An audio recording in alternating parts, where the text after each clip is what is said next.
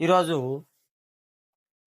మనం మానవ జన్మ విశిష్టత గురించి తెలుసుకుందాం. ఎందుకంటే మనం ఈ మానవ జన్మకు ఎందుకు వచ్చాము, ఈ మానవ జన్మకు రావడానికి గల కారణమేమి, ఈ వచ్చినటువంటి మానవ జన్మను ఏ విధంగా సద్వినియోగం చేసుకోవాలి, ఏ విధంగా అయితే ఈ జన్మ సార్థకత అవుతుందో మనము ఈరోజు తెలుసుకుందాం. ఈ లోకంలో ఉన్నటువంటి సకల చరాచర జీవరాశులన్నిటిలో మానవ జన్మయే అత్యంత శ్రేష్టమైనటువంటిది. ఈ భూలోకంలో జన్మించినటువంటి మానవులు ఆత్మజ్ఞానమును పొంది తన్ను తాను తెలుసుకున్నటువంటి వారి జన్మయే జన్మము. అట్టివారే అమృత స్వరూపులు. పవిత్రమైనటువంటి మానవ జన్మకు వచ్చి ఈ దేహం విడిచే లోపు ఆత్మజ్ఞానాన్ని, పరబ్రహ్మతత్వాన్ని తెలుసుకోలేకపోతే మాటిమాటికి పుట్టుచూ చచ్చుచూ ఈ సంసార బంధములలో, విషయ సుఖ దుఃఖములలో అనేకమైనటువంటి ఈతి బాధలు అనుభవించుచు మానవుడు క్షణక్షణం మృత్యువు దగ్గర అవుతున్నామని గ్రహించి క్షణభంగరమైనటువంటి ఈ జీవితాన్ని నిర్లక్ష్యం చేయక జీవించి ఉండగానే జీవన్ముక్తులు కావాలి. అలా జీవన్ముక్తులు కావడానికి ప్రాపంచికమైన ఈ భవబంధాలలో, ఈ సుఖ దుఃఖాలలో మునిగి తేలుతూ ఉన్నటువంటి వారు ఆత్మావానో జనాహ అంటే ఆత్మహంతకులని మన ఈశాన్యోపనిషత్తు తెలియజేస్తూ ఉన్నది. కాబట్టి 84 లక్షల జీవరాశులలో మానవ జన్మ లభించడము చాలా దుర్లభము. కాబట్టి వచ్చినటువంటి ఈ మానవ జన్మను దుర్వినియోగం చేయకుండా సద్వినియోగం చేసుకోవడమే మానవుని కర్తవ్యమై ఉంది.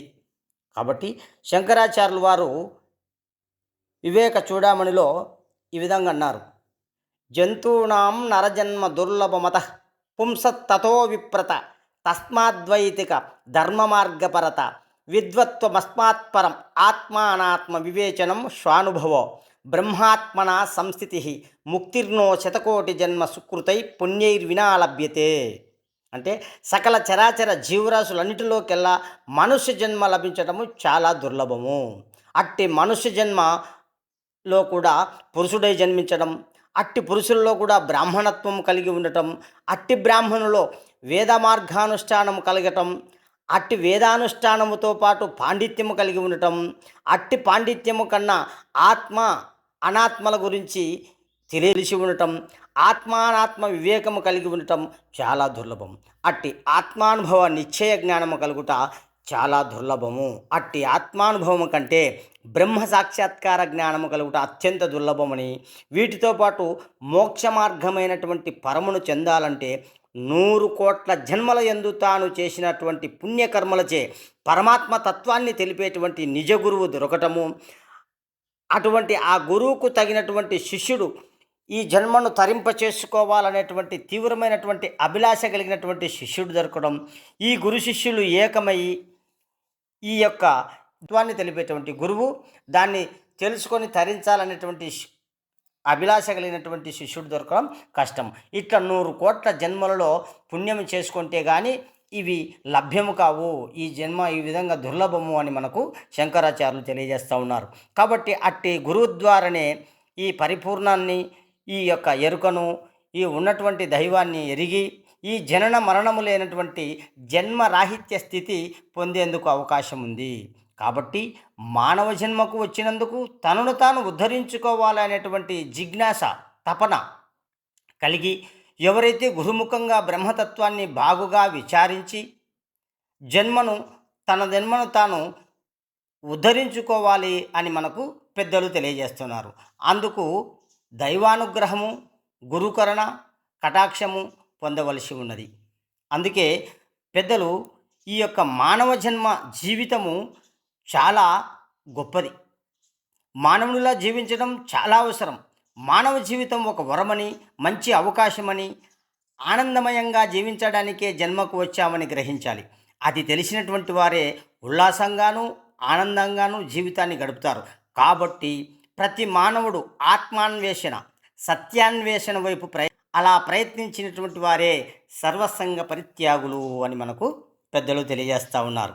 అసలు సర్వసంగ పరిత్యాగులంటే ఇహపర సుఖ దుఃఖ భోగాల నుండి, ఇంద్రియ భోగాల నుండి, సంసార బంధముల నుండి, సర్వము నుండి, సర్వబంధాల నుంచి ఎవరైతే విడిపడతారో వారే సర్వసంగ పరిత్యాగులు. అట్టి వారికి భ్రమ ఉండదు. భ్రమ ఎవరైతే వదులుతారో వారికి జ్ఞానము ప్రకాశిస్తుంది. జ్ఞానముతోనే శాశ్వతమైనటువంటి ఆనందం పొందడానికి వీలు కలుగుతుంది అని మనకు గురువుల ద్వారా మనకు తెలుస్తుంది అన్నమాట. కాబట్టి జ్ఞానాగ్ని దగ్న కర్మ అని భగవద్గీతలో గీతాచార్యులు చెప్తా ఉన్నాడు. అంటే జ్ఞానం అనేటువంటి అగ్ని చేత మనం చేసినటువంటి సర్వకర్మలు కూడా కాలిపోతాయి. కాబట్టి నిజ గురువుల ద్వారా తన్ను తాను తెలుసుకొని శాశ్వతమైనటువంటి దైవమును గుర్తెరిగి జన్మను సార్థకతం చేసుకోవటమే మానవుని యొక్క లక్ష్యమే ఉన్నది. కాబట్టి ఈ మానవ జన్మకు మనం ఎందుకు వచ్చాం? ఈ మానవ జన్మకు రావడానికి గల కారణమేమి? ఈ జన్మకు వచ్చిన తర్వాత మనం ఏ విధమైనటువంటి విధి విధానాలు నిర్వహించాలి? కాబట్టి ఈ ఉపాధి యొక్క పరమావధిని గురించి, ఈ ఉపాధిలో చేరి ఏమి చేయాలి, ఈ ఉపాధిని ఎలా సద్వినియోగం చేయాలి, దేనికోసం మనం దీన్ని సద్వినియోగం చేసుకోవాలి అనేటువంటి విషయాలన్నీ కూడా మనం గురువు ద్వారా తెలుసుకోవాలి. ఎందుకంటే నశించేటువంటి దేహంలో నశించని ఆత్మ ఒకటి ఉంది. కాబట్టి దేహో దేవాలయ అంటే ఈ దేహంలోనే ఒక ఆత్మతత్వం చైతన్యం ఒకటి ఉంది అని మనము గుర్తిరిగి ఈ మనం చూసే సమస్త వస్తు ప్రపంచాన్నంతా కూడా విడనాడాలి అని మనకు పెద్దలు తెలియజేస్తూ ఉన్నారు. కాబట్టి అన్ని జన్మలలో శ్రేష్టమైనటువంటి జన్మ కాబట్టి ఈ జన్మ జ్ఞాన సంపాదనకు, మోక్ష సాధనకు ఉత్తమమైనటువంటి జన్మగా మరి దేవతలు కానీ, మహర్షులు, యోగులు, గురువులు ఎందరో మనకు తెలియజేసి ఉన్నారు. కాబట్టి ఈ దేహం ఉండంగానే మనము ఈ పరమాత్మతత్వాన్ని తెలుసుకోవాలి. ఎందుకంటే ఈ దేహం అనేది మనకు ఒక పరికరం. ప్రాణం ఉండంగానే పరమాత్మను తెలుసుకోవాలి. ఇదే మానవుని లక్ష్యం. యావత్ సర్వభోగాలు, సకల సంపదలు, సకల ఐశ్వర్యాలు కంటికి గోచరిస్తూ ఉన్నప్పటికీ సమస్త వస్తు సముదాయములు కానీ, పశుపక్షాదులు, క్రిమికీటకాదులు, సమస్త జీవకోటి అంతా నామరూపక్రియ సమస్త విశ్వము అసత్యమేనని మనం దృఢంగా అనుభవపూర్వకంగా వీటికి విలక్షణమై సాక్షిగా ఉంటూ ఏ చైతన్యమైతే అంతటా సకల చరాచర జీవరాశుల్లో ఉందో, ఏదైతే ప్రకాశిస్తూ ఉన్నదో అదే బ్రహ్మగా ఎరిగి నిర్మలాంతకరణమందు సత్యనిష్ఠుడై ఏదానికి చెలించక యదృశ్యం తన్నశ్యం అన్నట్టుగా, అంటే చూసేదంతా కూడా ఒకరోజు నశించేటువంటిదే. కాబట్టి ఇదంతా అబద్ధము.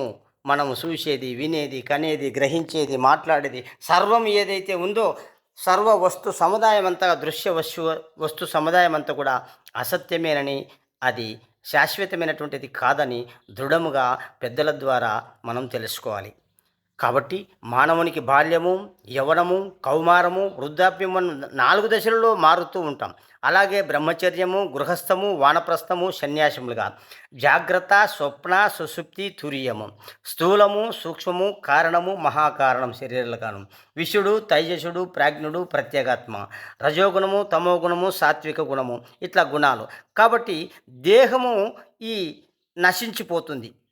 దినదినం ఆయుష్ క్షీణించిపోతూ ఉంది. ఒకరోజు ఇది కనుమరుగైపోతుంది. కాబట్టి ఆధ్యాత్మిక, ఆది భౌతిక, ఆది దైవికమైనటువంటి ఇలా మానవుడు దశలు మారుతూ అనేక సుఖదుఖములకు లోనవుతూ ఈ శరీరం నశించక మునపే తానెవరో తెలుసుకొని తాను తరించడమే మానవుని యొక్క ధ్యేయం.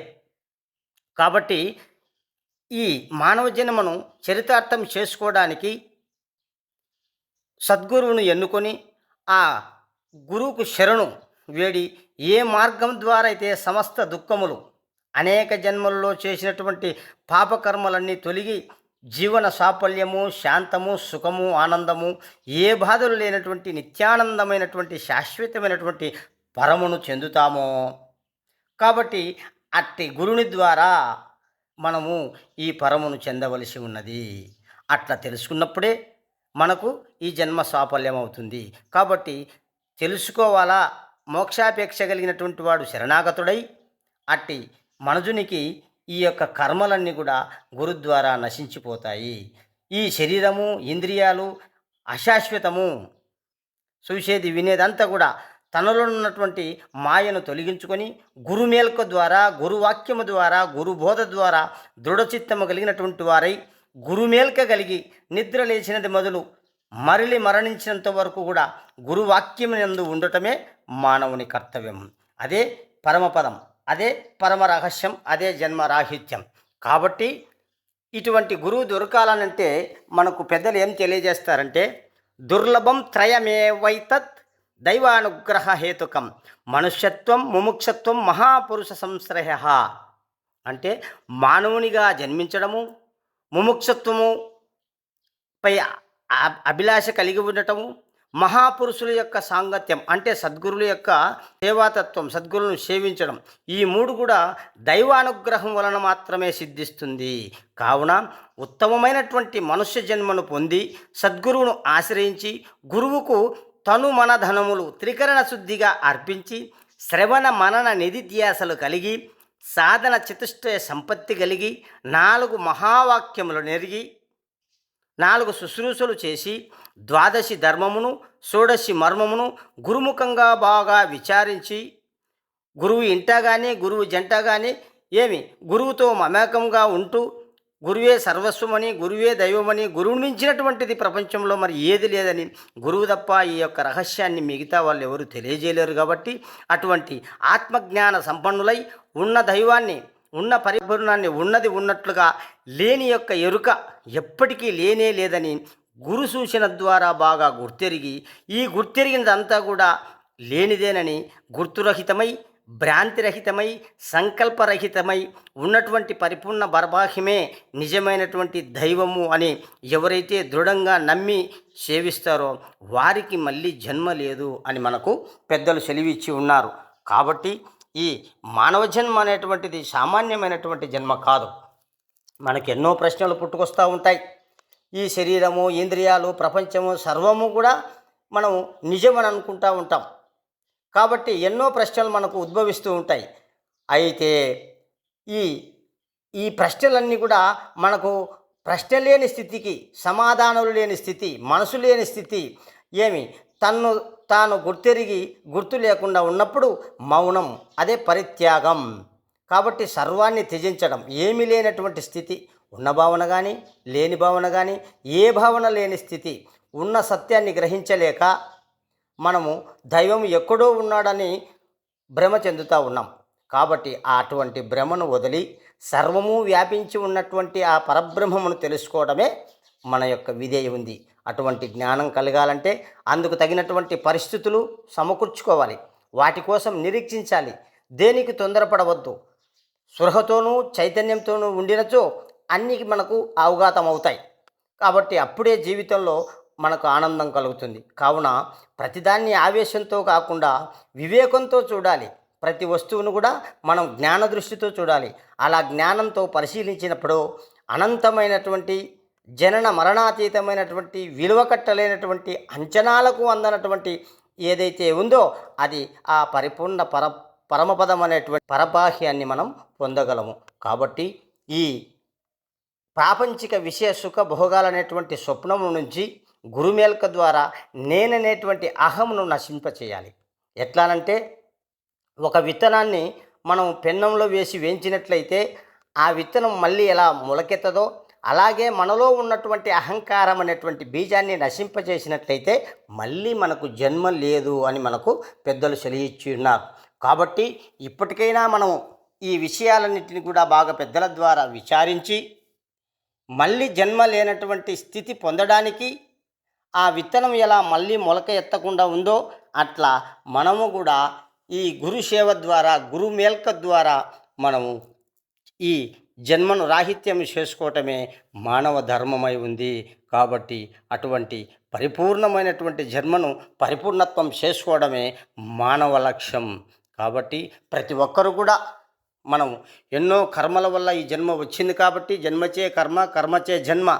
కాబట్టి ఈ కర్మలన్నీ కూడా నశించిపోవాలంటే గురుసేవ ద్వారా, గురువాక్యము ద్వారా, గురుబోధ ద్వారా మనం ఎప్పుడైతే దృఢము కలిగి మనం గురువాక్యమందు కూడా మనం మనశ్శుద్ధిగా త్రికరణ శుద్ధిగా మన మనోచిత్తవృత్తులన్నీ కూడా నశింపజేసి గురువు చెప్పిన దాని ఎందుకిన గుర్తు కలిగి ఉండి ఆ గుర్తెరిగిన దాని కూడా గుర్తు లేదని మనం ఎప్పుడైతే దృఢంగా ఉంటామో అప్పుడు మళ్ళీ జన్మ లేదు అని మనకు పెద్దలు సెలవిచ్చి ఉన్నారు. కావున ప్రతి ఒక్కరు కూడా ఈ జన్మకు వచ్చినందుకు మళ్ళీ జన్మ లేనటువంటి జన్మరాహిత్య స్థితి పొందాలని మనసారా కోరుకుంటూ అందరూ కూడా ఈ జన్మను సార్థకత చేసుకోవాలని మనసారా కోరుకుంటూ